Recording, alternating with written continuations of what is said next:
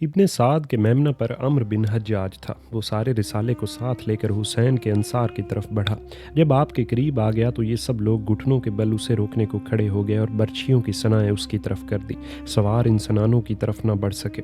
واپس جانے لگے تو انصار نے انہیں تیر مارے اور کچھ لوگوں کو گرا بھی دیا اور کچھ لوگوں کو زخمی کیا۔ ایک شخص بنی تمیم کا جس کا نام عبداللہ بن حوزہ تھا بڑھتا ہوا آپ کے سامنے آیا۔ حسین حسین کہہ کر آپ کو پکارا۔ آپ نے کہا کہ کیا کہتے ہو؟ کہنے لگا کہ دوزخ مبارک۔ آپ نے کہا کہ ایسا نہ سمجھ، میں پروردگار رحیم اور نبی کریم کے پاس جاتا ہوں۔ پھر پوچھا کہ یہ کون ہے؟ انصار نے عرض کیا کہ یہ شخص ابن حوزہ ہے۔ آپ نے اس کے لیے بد دعا کی اور کہا کہ خداوند اسے نار میں لے جا۔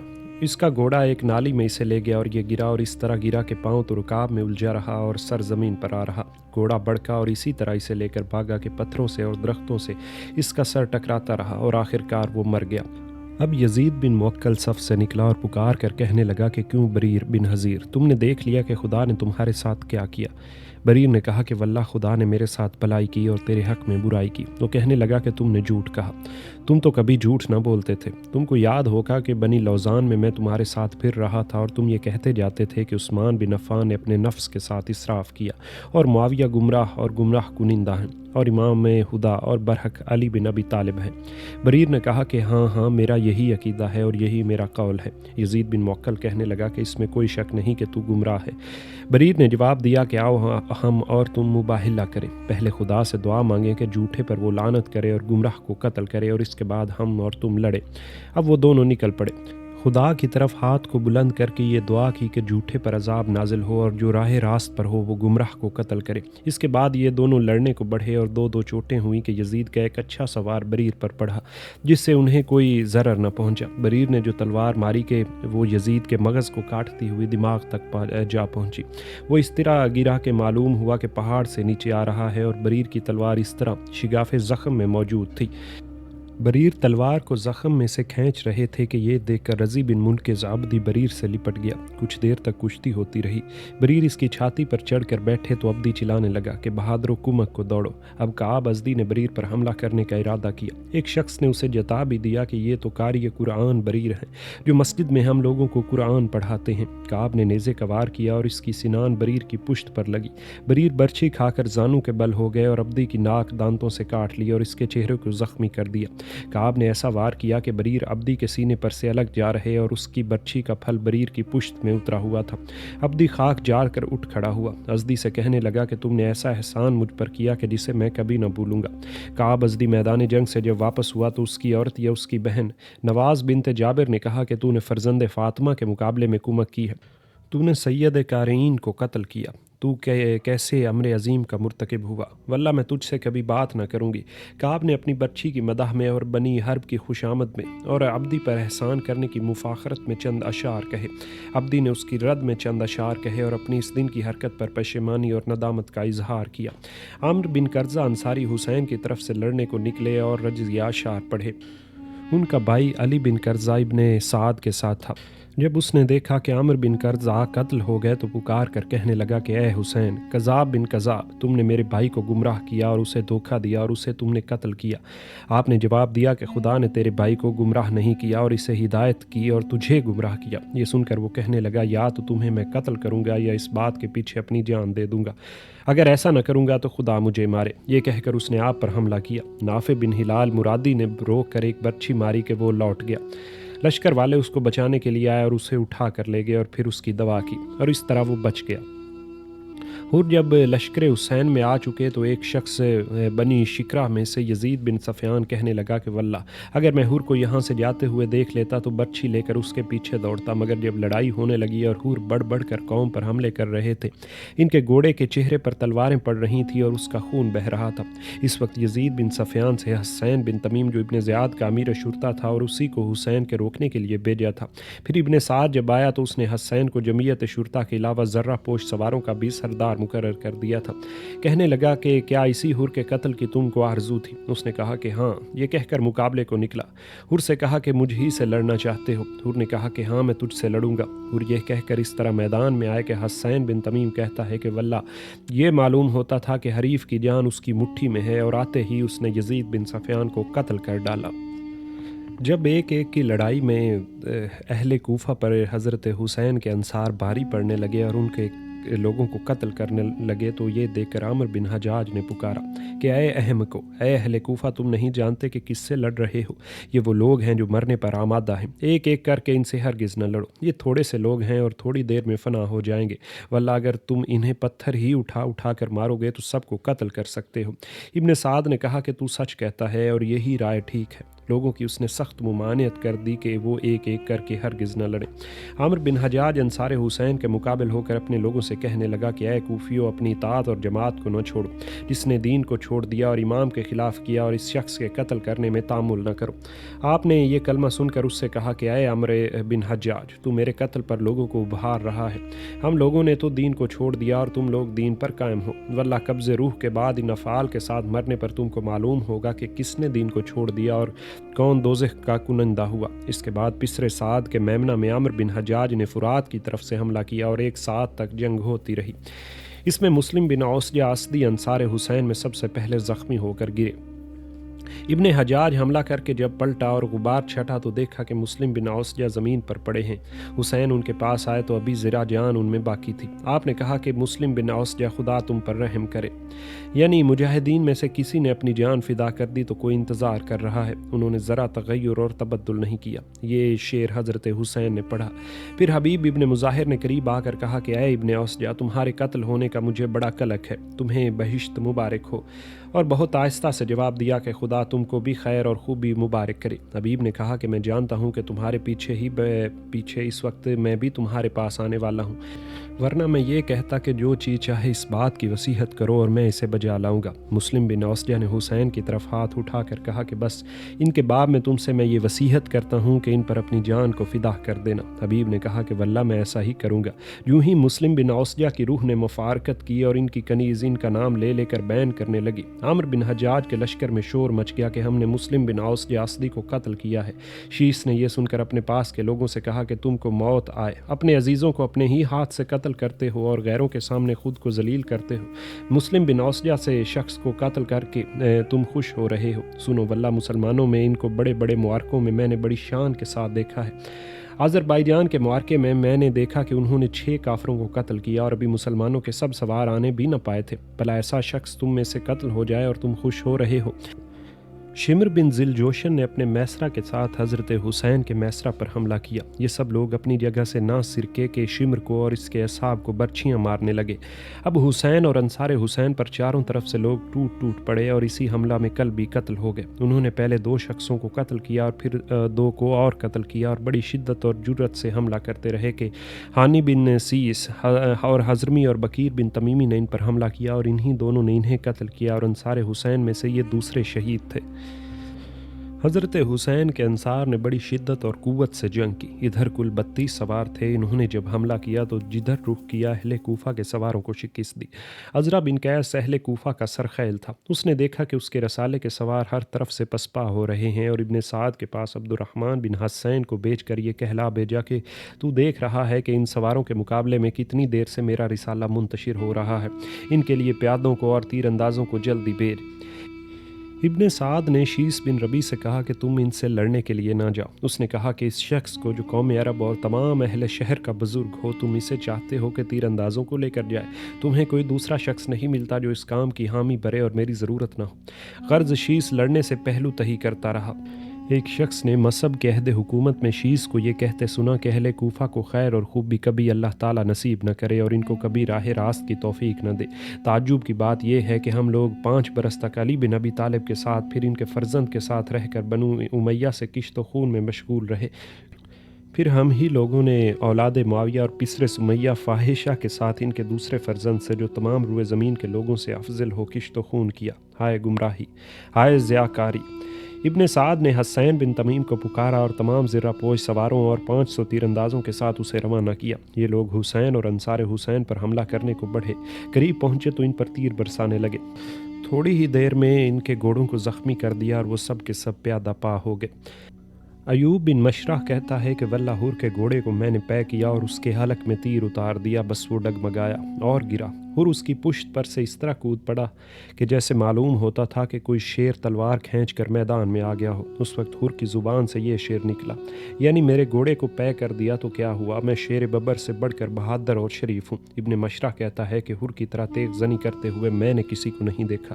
لوگوں نے اس سے کہا کہ تو ہی نے تو حر کو قتل کیا۔ کہا کہ نہیں واللہ میں نے نہیں قتل کیا، کسی اور شخص نے قتل کیا۔ میں نہیں چاہتا کہ میں نے اسے قتل کیا ہوتا۔ یہ سن کر ابو الوادق نامی ایک شخص پوچھنے لگا کہ آخر یہ کیوں؟ کہنے لگا کہ لوگوں کا خیال ہے کہ حر نیک بندوں میں سے تھا، اور اگر ایسا ہی ہے تو واللہ میں خدا کے سامنے ایک زخم لگانے کا اور میدان میں آنے کا گناہ گار ہوں، نہ یہ کہ کسی کے قتل کرنے کا گناہ لے کر خدا کے سامنے جاؤں۔ ابو الوادق نے کہا کہ میں تو سمجھا ہوں کہ ان سب لوگوں کا خون گردن پر لیے ہوئے خدا کے سامنے تو جائے گا، یہ سمجھ کر تو نے ہی اس کو تیر مارا، اس کے گھوڑے کو پے کر دیا اور دوسروں کو نشانہ بنایا اور میدان جنگ میں شریک رہا۔ ان لوگوں پر تو نے حملے کیے اور ان سے قتال کرنے پر اپنے اصحاب کو ابھارتا رہا اور اپنے جتھے کو بڑھاتا چلا گیا۔ تجھ پر حملہ ہوا تو بھاگنے کو ننگ سمجھا۔ اگر تیرے ساتھ والوں میں سے ایک شخص نے جو کچھ کرتے تجھے دیکھا وہی خود بھی کیا، اور ایسا ہی کسی اور نے بھی کیا، اور کسی اور نے بھی، تو ایسے شخص نے اور اس کے اصحاب نے ضرور خون ریزی کی ہے، بس تم سب کے سب ان سب لوگوں کے خون بہانے میں شریک ہو۔ کہنے لگا کہ اے ابو الوادق، تم تو رحمت خدا سے ہم کو مایوس کیے دیتے ہو۔ جس طرح کی شدید جنگ اس روز ہوئی تھی ایسی شدید جنگ خدائی کے پردے پر نہ ہوئی ہوگی۔ دوپہر ہونے کو آئی اور کوفیوں کے ایک رخ کے سوا کسی دوسری طرف سے انصار حسین پر حملہ کرنا ممکن نہ رہا۔ وجہ یہ تھی کہ ان کے خیام ایک ہی مقام پر تھے اور خیمے سے خیمہ متصل تھا۔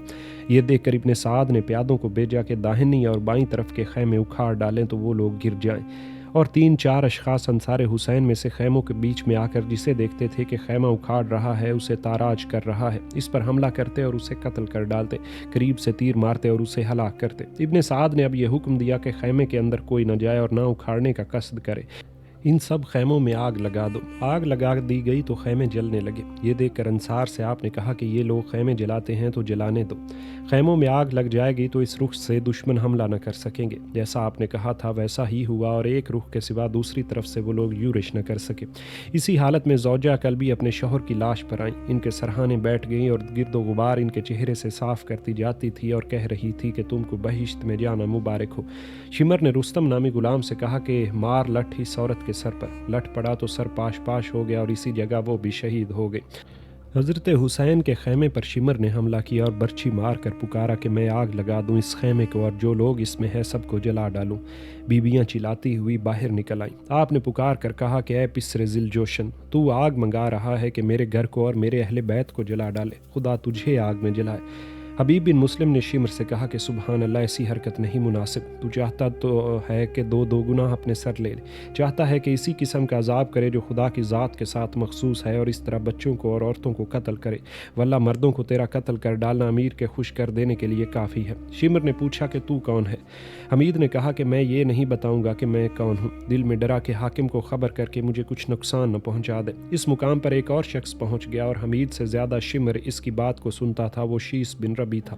کہنے لگا کہ جو کلمہ تیری زبان سے نکلا ہے اس سے بدتر میں نے نہیں سنا، اور جو حرکت تو کرنا چاہتا ہے اس سے بدتر کوئی بات نہیں ہو سکتی، ارے تو عورتوں کو دمکاتا ہے۔ شمر کو کچھ شرم آئی اور اس نے پلٹنے کا قصد کیا، تو اس وقت زہیر بن قیس نے اصحاب میں سے 10 شخصوں کو ساتھ لے کر اس پر اور اس کے اصحاب پر حملہ کیا اور سب کو پسپا کیا اور خیمے کے پاس سے دور کر دیا۔ ابو مزاح سبائی کو گرا دیا اور قتل کر ڈالا۔ یہ شخص شمر کے اصحاب میں شامل تھا۔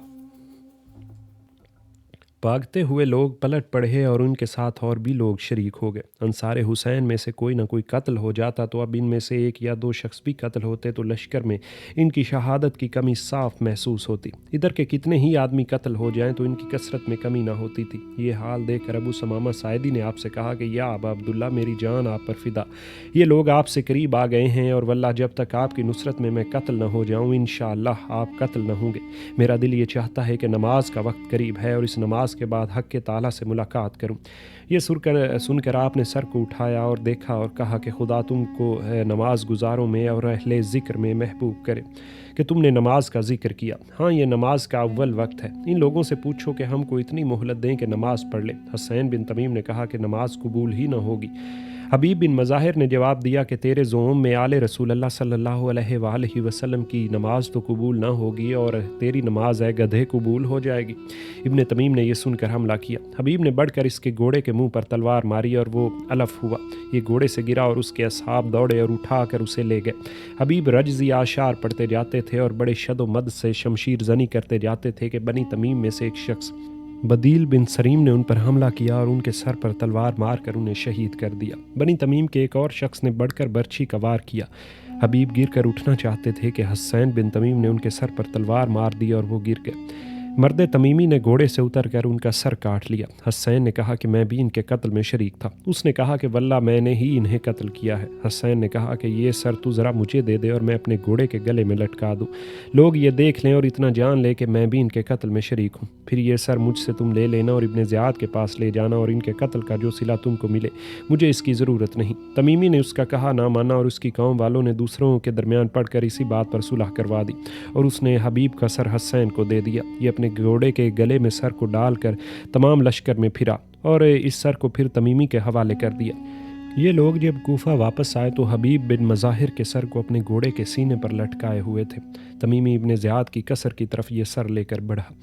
قاسم بن حبیب نے باپ کا سر اس سوار کے پاس دیکھا۔ اس وقت بالغ ہونے کے قریب ان کی عمر ہو چکی تھی۔ بس جب اس نے سوار کے پیچھے پیچھے پھرنا شروع کر دیا اور کسی وقت اس کا وہ ساتھ نہ چھوڑتا تھا، وہ قصر میں جاتا تو یہ بھی اس کے ساتھ قصر میں جاتا، وہ نکلتا تو یہ بھی نکلتا، اور سوار کو کچھ بدگمانی ہونے لگی۔ کہنے لگا کہ اے فرزند تو میرے پیچھے پیچھے کیوں رہا کرتا ہے؟ اس نے کہا کہ کوئی سبب نہیں۔ کہا کوئی سبب ضرور ہے اور مجھ سے بیان کر۔ کہا کہ یہ میرے باپ کا سر تیرے پاس ہے، مجھے دے دے کہ میں اسے دفن کر لوں۔ کہنے لگا کہ اے فرزند اس کے دفن کرنے پر امیر راضی نہ ہوگا اور مجھے امید ہے کہ اس کے قتل کے صلے میں امیر مجھ سے بہت اچھا عوض کرے گا۔ لڑکے نے کہا کہ خدا تو تجھ سے بہت برا عوض کرے گا، واللہ تو اپنے سے بہتر شخص کو تو نے قتل کیا ہے۔ یہ کہہ کر وہ لڑکا رونے لگا۔ غرض لڑکا اسی فکر میں رہا اور اب وہ بالغ بھی ہو گیا، مگر اس کے سوا جرت نہ ہوئی کہ اپنے باپ کے قاتل کی طاق میں لگا رہے اور موقع پا جائے تو باپ کے بدلے میں اسے قتل کر ڈالے۔ آخر مصعب بن زبیر کے عہد حکومت میں، جس زمانے میں کہ مصعب نے باج میرا پر فوج کشی کی، قاسم بن حبیب اس سے لشکر میں آیا اور اپنے باپ کے قاتل کو دیکھا کہ ایک خیمے میں ہے۔ جب اس نے اس کی طاق میں آمد و رفت جاری رکھی اور موقع کا منتظر رہا، ایک دن دوپہر کے قیلولہ کے وقت اسے جا کر تلواریں ماری کہ وہ ٹھنڈا ہو گیا۔ ایک روایت ہے کہ حبیب بن مظاہر جب شہید ہو گئے تو حسین کا دل ٹوٹ گیا۔ کہا کہ میں نے اپنے نفس کو اور اپنے انصار کو خدا کے حوالے کیا۔ اب حور نے رجزی اشعار پڑھنے شروع کیے اور اس کے ساتھ شریک ہو کر زہیر بن قیس نے بھی بہت شدید قتال کیا۔ ان دونوں میں ایک شخص حملہ کرتا، جب وہ دشمنوں میں گر جاتا تو دوسرا حملہ کر کے اسے چھڑا لیتا اور ایک ساعت تک اسی طرح یہ دونوں شمشیر زنی کرتے رہے۔ اس کے بعد پیادوں کے جمع غفیر نے ہجوم کر کے حور کو قتل کیا اور ابو سمامہ ساعدی نے اپنے ابن کو جو ان کے دشمنوں کے ساتھ تھا قتل کیا۔ اس کے بعد سب نے نماز ظہر پڑھی۔ یہ نماز خوف تھی جو حسین کے ساتھ ان لوگوں نے پڑھی، اور ظہر کے بعد پھر بہت شدت سے کشت و خون ہونے لگا۔ دشمن حسین تک پہنچ گئے۔ یہ دیکھ کر حنفی آپ کے سامنے آ کر کھڑے ہو گئے اور آپ کو اور آپ کے انصار کو بچانے کے لیے تیروں کا نشانہ بن گئے۔ وہ آپ کے سامنے کھڑے ہوئے تھے اور داہنی طرف سے اور بائیں طرف سے جو ان پر تیر پڑ رہے تھے، آخر تیر کھاتے کھاتے گر گئے۔ زہیر بن قیس نے بہت شدت سے شمشیر زنی کی اور وہ رجزی اشعار پڑھ رہے تھے اور حسین کے شانے پر ہاتھ مار کر یہ شعر پڑھ رہے تھے: اے میرے ہادی آگے بڑھیے، اے جد رسول اللہ، علی المرتضی، حسن ذوالجناحین، جعفر شیر خدا حمزہ سے ملاقات کیجیے۔ اسی حالت میں کثیر بن عبداللہ شعبی اور مہاجرین نے حملہ کر کے زہیر بن قیس کو شہید کر دیا۔ نافع بن ہلال جملی نے تیر کے 100 فاروں پر اپنا نام لکھا اور زہر میں بجھائے ہوئے تیر لگاتے جاتے تھے اور کہتے جاتے تھے کہ میں جملی ہوں اور دین علی پر ہوں۔ بسر سعد کے اصحاب میں سے 12 شخصوں کو انہوں نے قتل کیا، کچھ لوگ زخمی بھی کیے اور ان پر وار ہوا اور دونوں بازو ان کے ٹوٹ گئے۔ وہ زندہ گرفتار ہوئے اور شمر اور اس کے اصحاب انہیں دھکیلتے ہوئے ابن سعد کے پاس لے آئے۔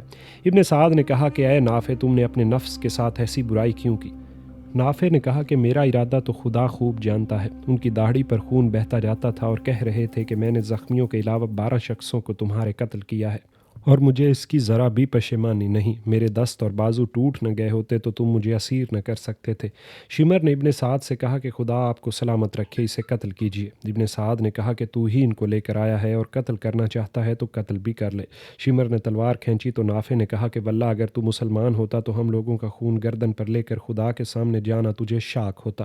شکر ہے خدا کا کہ جو لوگ بدترین خلائق ہیں ان کے ہاتھوں ہماری موت اس نے مقدر کی، اور اس کے بعد شمر نے انہیں قتل کیا۔